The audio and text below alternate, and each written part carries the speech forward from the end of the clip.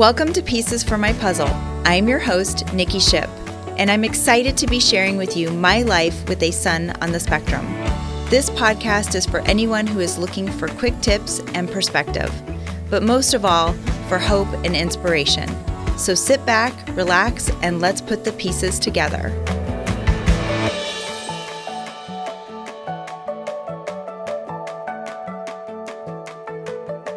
Hello and welcome back to another episode of Pieces for My Puzzle. I'm your host, Nikki Ship. Thank you so much for joining us today. Last week, we had the great pleasure of speaking to Dr. Nikki Robinette, who is an amazing physical therapist. If you did not get a chance to check in on that episode, please do.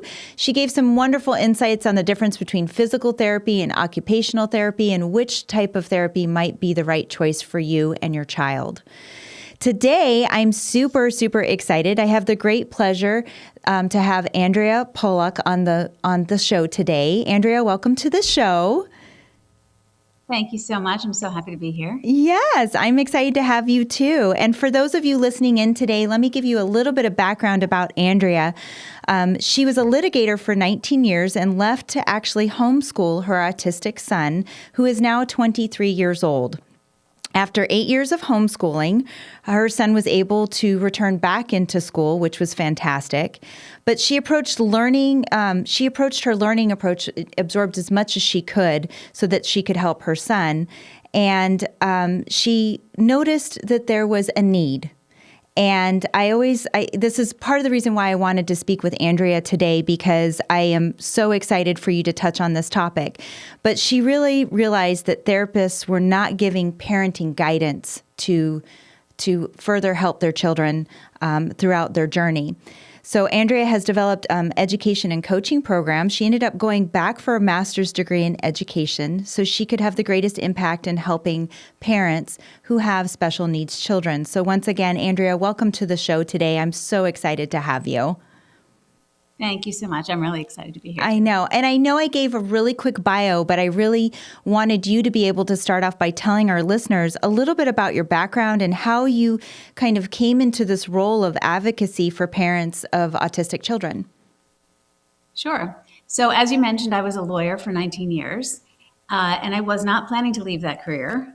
But my son was diagnosed as autistic, and we really had a hard time finding a place for him where he was thriving. We helped actually with other parents start a school. The school was great, just not a great fit for him. Mm-hmm. And I just knew that I had to do something different for him, and it was going to involve me. So I decided to leave the career. I didn't know at the time it was going to be 8 years, which is probably a good thing. I didn't know that. Then I did homeschool him for 8 years, and like you said, when he was ready to go back to school, I thought to myself, I could go back into law, but that would really be criminal. Like, I learned so much that I know I can help other parents. I can help.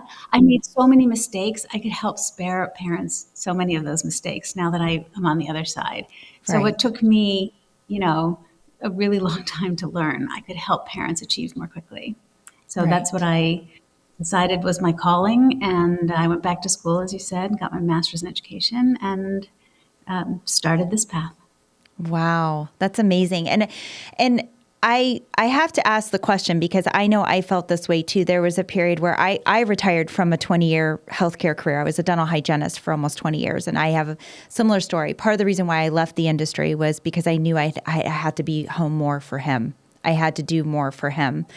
And did you feel like, for me, it's almost like as an individual, I also felt like I lost a little bit of my identity. So here I am redefining myself with my son, with my child, but I felt like I lost a little bit of my own identity giving up. No, I don't want to say giving up, choosing to leave that career. And I have absolutely no regrets. It has been wonderful. I would do it all over again. But I mean, did you feel like you also kind of went through your own little sense of identity crisis when all of this kind of came to be?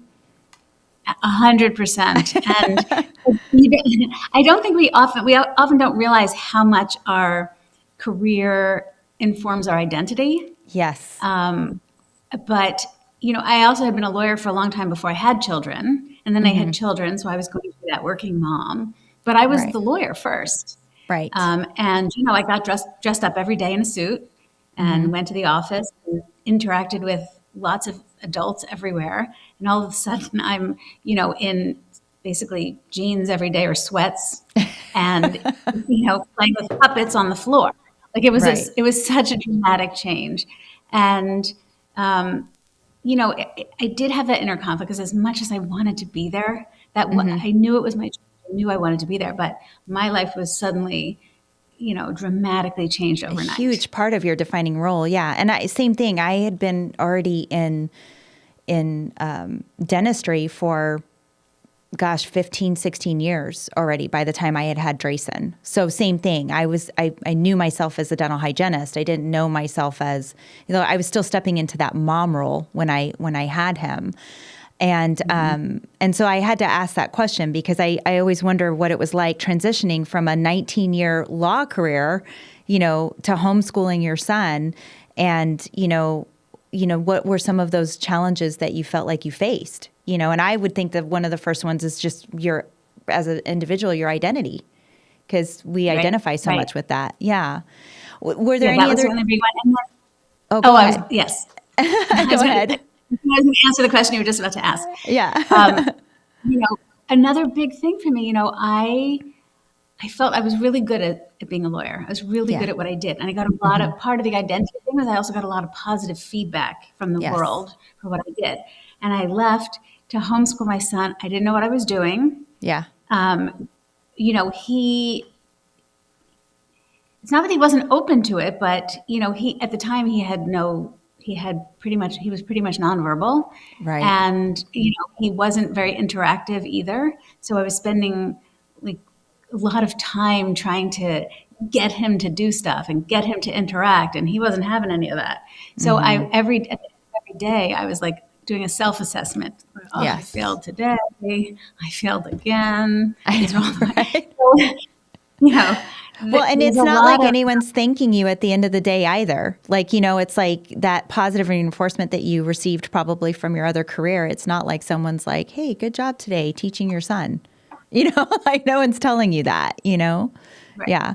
right, which Yeah. was a big thing I had to learn actually. That I had to reframe my Hmm. own definitions of success, Yeah. and and that kind of feedback I had to give it to myself. I had to Hmm. one really important thing that's coming up for me as we're talking about this is I had to really redefine my success in terms of my effort more than Hmm. my outcome.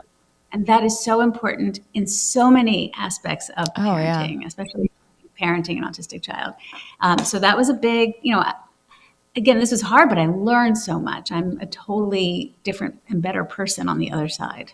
Yeah. Do you feel that it's also helped you to develop a deeper sense of appreciation for things that maybe we sometimes take for granted on a daily basis? I know I feel that way sometimes. Like I tend to now, it took me a long time to focus on the small wins, versus the success markers like that we're speaking of right now. And I think breaking it down to a more fundamental meaning for me there was a learning curve there for me.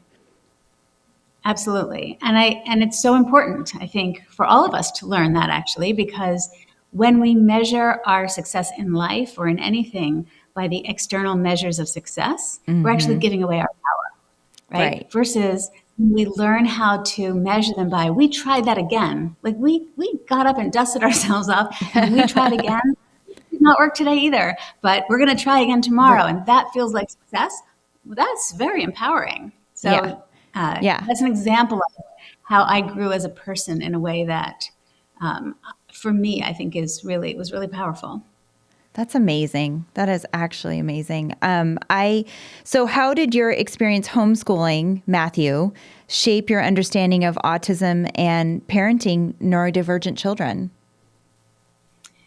In so many ways, I'll try to stick to the highlights. It's okay. Um, first of all, one of the big things that I had to shift Hmm. was, in my life, in my academic life and my career, working harder, exerting more control. Those were all things that led to this success we're talking about, right?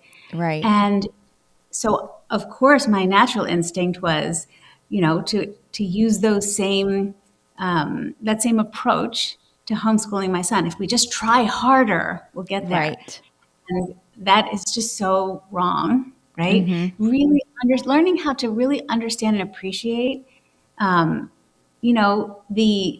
it's not my agenda that matters, right? That Right. his agenda, his autonomy, his personhood, everything about him mattered just as much, if not Mm-hmm. more, in the equation. So that was a really big shift that didn't happen Yeah. immediately. It took some time, to really come around to that. Yeah. But he taught me that, right? Because Yeah. the more I pushed, the more he withdrew. So that Oh, wasn't yeah. working. Yeah. Right. No, that it's definitely, I always say I'm in Drayson's world. I'm living in it. I'm just living in his world. Like, because you feel that shift. Like, you go from kind of focusing on that part of yourself and pushing for that result. At least Yes. I felt that way. It was like push, push, push. And then same thing, it wasn't happening. And it's like, then you have to start thinking outside the box. Like, I'm like, well, he thinks and sees things differently than I do. So how can I approach this in a different way to see if he becomes receptive to what I'm trying to help him with? And that's really challenging. I felt like patience for me was another big one. Like, I felt like in slowing down, I think I got so into the fast paced aspect of my career, right? Of my world, just being very fast paced, like slowing down and exercising patience was something that was a huge lesson for me as well. So I 100% identify with everything that you're saying. And I know there's probably a lot of other parents out there that feel exactly how you're describing, Andrea. Yeah, well, learning to let go of that is so liberating on so many fronts, right? Yes. It's not just in relation to my autistic child. I have a neurotypical child as well. So I started to see parenting differently. In the big picture, in response to the question you asked, I really started to see how traditional parenting strategies, let's call them, really were not effective. Right. And I would say they're not effective for autistic kids, but I think, it's just more obvious with autistic kids. I think there is a more thoughtful, compassionate, relational way to raise kids. Yes. And then on top of it, so many parents turn, and you touched on this a little bit in the beginning, they turn to therapists for advice, which I totally understand. And the therapists are really important. This is a way to disparage anyone, because, I loved every professional who helped us along the way. Oh, yeah. Yeah. But what they're offering isn't parenting advice. So some of this was about the homeschool piece, right, which was more of a schooling thing, I thought. But the other piece was learning about the parenting side of things, right? Really understanding how that was different from, for example, getting advice from somebody coaching you on behavior. Right. It's a different, their goals are different, their agenda's different. And as a parent, when we look to people to tell us how to execute their therapeutic agenda, by definition, we're not parenting. So yeah, no, absolutely. And I've experienced that myself. In the past, I think back how I've talked to other therapists, and it's funny now that you're saying it that way. Like, I look back and I think about some of the questions I asked. I don't necessarily think that they were geared towards the therapy. I think it was geared towards the parenting model that I was trying to figure out for Drayson. So it makes perfect sense, because I would walk away from some of those conversations still feeling completely deflated, because I was like, I still don't feel like I have a hard set solution that I can apply, or at least try to. It's a very lost feeling. Do you have? I can give you a really. Go ahead. Oh, I was going to give you a really great example of this from my life that I think, is so relatable. So my son had trouble sleeping for 11, I didn't sleep for 11 years, but putting that to me one too. side. I didn't sleep. He just turned 12, and I joke around that we just are now starting to get good sleep. Like, it took us 11 years to do it. Yeah. Yeah. So he'd get up at 4:00 in the morning, and I was asking for like some suggestions of what I could do with him that would be, helpful or useful. And his therapist very generously, came to the house and put a bunch of toys on a shelf and took pictures of them and then instructed us to open the photograph album, look at the toy. He was supposed to go to the shelf, bring the toy to the table, play with the toy, put it back, turn the page, and then get the next toy. So I'm like, okay, this sounds like nothing I would ever do naturally. So good thing I got this advice. Well, Right. there was nothing about that was play, right? Yeah. And also at 4:20 in the morning, we were through the whole photograph album, and it was only 4:20. And nobody had any fun. There's nothing fun about that. We're not getting him back to sleep, which is so fundamental for everyone to get sleep, good sleep. Right. Well, that's true. But at the time, I wasn't. Right. By 4 o'clock, I wasn't even trying to get him back to sleep. But so I was Right. looking to think, Right. what could I do with him that would be productive? Right. And when I reflect back on that, I think I can't even believe I did that. That I would let him sit there with this little photo album and like a robot. He would open the thing, get out the toy, do a thing with it,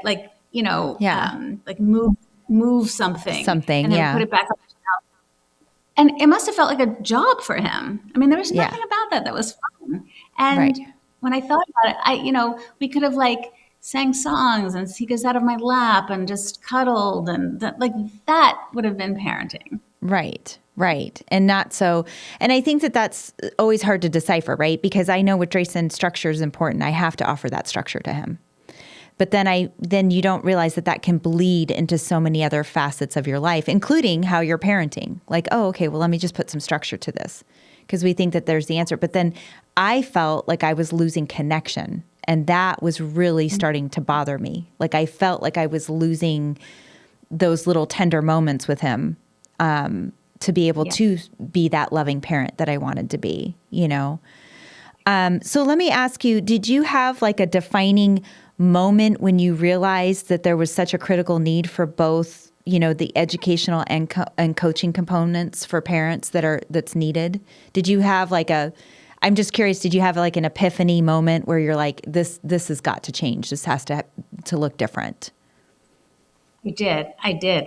So when I first graduated with my master's in education, I created a program that was largely based on education. And I was going to show parents how to do things. Mm-hmm. And I was giving workshops, and they were very well received, and it felt like it was going well. But at the same time, I had some individual clients who I was coaching, and they were having life-changing results. Mm-hmm. Things were real, not only for their children were making rapid progress, but they were also enjoying the parenting experience and feeling confident in how they were learning how to implement the strategies. And what I realized was, without that first of all, guidance on implementation is really important, but also there's so much sort of tied up in our mindset that impacts how we execute strategies, that without simultaneous support for that mindset, the strategies were helpful, the workshops I was doing were helpful, but not as helpful as they could be. And that's when I thought, what, it needs to be both. I need to help educate parents on certain things, but help them see how their mindset is impacting how they're executing on parenting. Yeah, because I'm sure in your line of work, you have to also kind of combat pre-existing beliefs, how they were, even before we have kids, right? We come in with our own stuff. We come in with our own belief system, our own core values. So I would imagine that you had to notice that there was a need for a shift there for some parents. Yes, what I would say is a need for awareness, right? Yes. I think there are a lot of ways to parent, right? There's no one right way. Right. So it's about helping parents identify some of those scripts that are operating below the surface that they're not aware of. Yeah. So to help them see what those are, take them out, and decide if they want to keep them. So some parents might decide, I like it that way. Others might decide, oh no, I didn't realize that was driving my decision.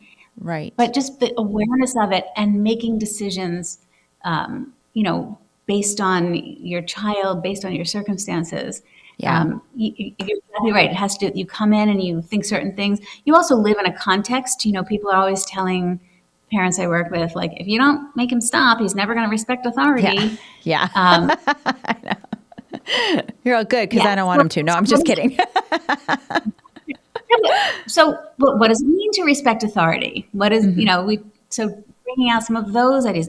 Is authority just strict compliance, or is there a way to have mutual respect and teach a child what that looks like? And you're Right. not having them respect authority, but you're doing it in a different, A different way. broader. Yeah. Yeah, absolutely. What do you feel, looking back on what you've done within this realm? Because you also developed, it's called Autism Parent Solutions. Is that correct? Your program? Okay. And so, go ahead. So the program itself is called the Confident Parenting. That's right. Yeah, Yes. Thank you. No, I wanted to make sure I had it right. Yes, that's correct. So I know we just kind of talked about that moment when you realized like the need. Is that kind of what led you into develop more of those solutions? And then you're like, this is what I'm going to implement. I need to marry the two together. So it wasn't just the education piece. It almost sounds like there's an intuitive piece that you're offering for parents to kind of that awareness. It's like I felt like I had to tap more into my intuition. I don't know if you felt that way, but to become more aware, as you were saying. Do you feel that that's something that you try to cultivate with parents so that they can identify that as also just like an intuitive thing too? Eventually, you hope it becomes an intuitive thing. Well, that's the key. It's the eventually you hope it becomes, because, and I get this. I mean, this was my experience too. I couldn't trust my intuition because nothing about what he was showing me made sense. Yes. And so Okay. I couldn't trust my intuition because I completely lacked confidence. And That's such a that's good why what I'm point. trying to help build is that confidence. To have the experiences where they are feeling successful in relating to their child, as you said, in the connection and in understanding how to help them move forward. Yeah. Right. We don't have to use discipline all the time, which, compromises the connection. Right. Right. And it's not effective all the time. So how can we, move our child forward in terms of their skills and abilities while maintaining the connection and the respect and all of that? Right. But that you need to build those skills to gain the confidence to trust your intuition. Yeah. Oh, yeah. I think about how hugely insecure I felt in the beginning of everything.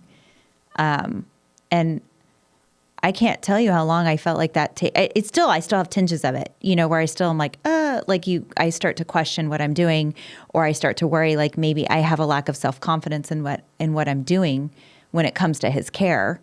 But that awareness piece, like you were saying, I mean, at least I know I can identify it now and go, okay, this is a me thing, not him. Because that's the other part of this, right? So I realized at a very early point that I was getting in my own way, and I wasn't helping him. Yeah, that's so important, and it's something that I help parents break that habit.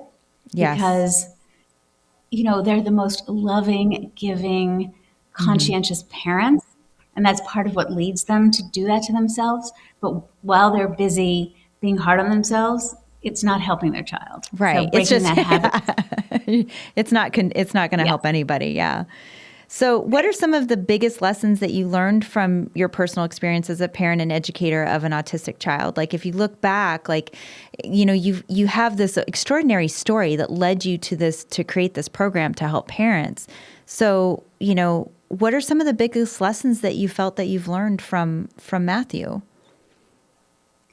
Some of the biggest lessons include, like I mentioned before, that it's a partnership, right? Parents are a partnership with their children, even though we're supposed to have some sort of ability to control things. We don't. So right. Let's just put that up front. You're like, we don't. Yeah, it's a partnership. Some of the other things, sort of led to the creation of my program, including things like we have to manage our own self-regulation first, right? That, Yeah. we are trying to help a child who most of the issues are resulting from dysregulation, right? Which is coming from expectations they can't meet, skills they don't have, needs that aren't met. But when we get activated by that, we're not helping them. So Right. tools to help regulate yourself, learning how to set him up for success, set us both up for success. So many times I realized that the learning that is done is designed to come from mistakes, right? Like, let's do this thing, and we fail and we learn from it, right? Well, that doesn't feel good every day to fail that much, right? Yeah. We can actually learn from success. We don't have to learn from failure. Right. So that was a big one. And, about, like I said, I guess this is part of the partnership thing, but, helping him want to connect is really important, right? Yes. As parents, sometimes we try to make them do stuff again, back to that.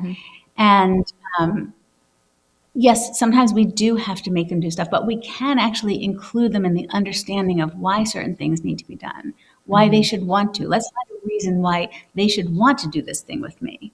Right. That was a really important element too. That's such a good point that you bring up too, because I don't think that I think I have without realizing it, but that want piece that you're talking about, like, and seeing if that's a want for them as well. And sometimes I think, Drayson doesn't always understand why I'm trying to help him do the things that he's doing. But I've always found that if I explain it, and here's the other thing, because Drayson's partially nonverbal, still, he talks much better than he did when he was younger, but he still struggles with his speech. But one thing I've realized is that he understands more than I give him credit for. And every time I've explained something, even though I feel like I get that blanket look, he still absorbs it. And it still goes so much more smoothly than if I just didn't say anything at all, Oh, I love that you're saying that. That would be Yeah. another thing on the list of things I learned. Yes. And I learned this not only from my son, but also helping other parents. We cannot underestimate our children. We have to Yeah. presume competence. Yes. They know so much more than they're able to show us that they know. Yes. So we're waiting Yeah. for some sort of sign from them that they understand. That's Yeah. us, right? Yeah. We Yes. have to be able to accept that blank Yes. stare that you're looking at, that's still acknowledgement. Yes. We can't force them to do it in the way that we need to be acknowledged, right? Yes. Yeah. Oh, yes. And I can't tell you how many times I've cried after the fact that I realized that I underestimated him again, because I put myself into that belief system of where, it's almost like that check.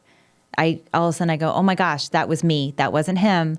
That was me. And I completely underestimated that he was capable of doing that again, and so I try to always be mindful of that, but it's funny when it happens, because it's like every once in a while it just kind of hits me, and then I'm like, okay, and it's a good reminder. It's a great reminder to me, because I need to remind myself that he's capable, and that it's not just because it doesn't look the way that I want it to look doesn't mean that we're still not going to get a successful outcome. And I think that that's a part of what I've noticed over the years, talking to so many parents as well, is the image and idea of what they think it should look like. And when that result is not produced, it's very upsetting. So breaking that belief system, if you will, that it's just not going to look the way that you thought it was.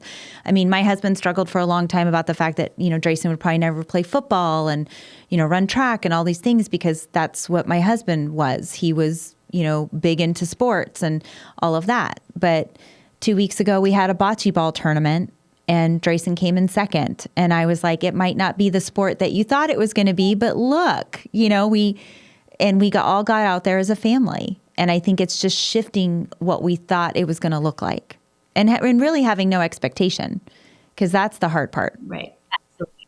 Yeah.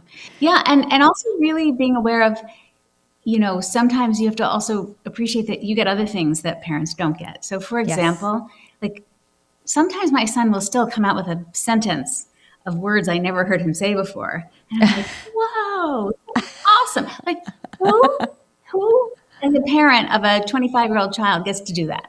Yeah, Like, I right. get that moments of joy all the time. And other Yes. parents, they've given that up by the time the child's 6, right? Yes. Yeah. Yeah. So I mean, that's just one example, but there's so many other things.